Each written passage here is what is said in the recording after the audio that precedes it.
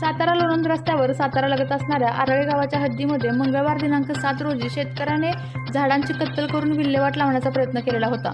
याचीच दखल घेऊन सातारा न्यूजने बातमी प्रसिद्ध केली होती। याबाबत पुणे येथील वारजे सार्वजनिक बांधकाम विभाग यांच्याशी संपर्क साधून तसेच वन विभाग सातारा यांनाही याची माहिती दिली होती। याबाबत वन विभागाच्या कर्मचाऱ्यांनी आज प्रत्यक्ष पाहणी केलेली आहे।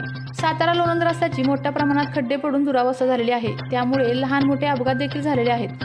परंतु याकडे सार्वजनिक बांधकाम विभाग, नॅशनल हायवे वारजे यांच्याकडून कोणतीही दखल घेतली जात नाही। रस्त्यालगत असणाऱ्या झाडांची दररोज कत्तल केली जात आहे, परंतु याकडे अधिकारी गांधारीची भूमिका घेत असल्याचे दिसून येत आहे।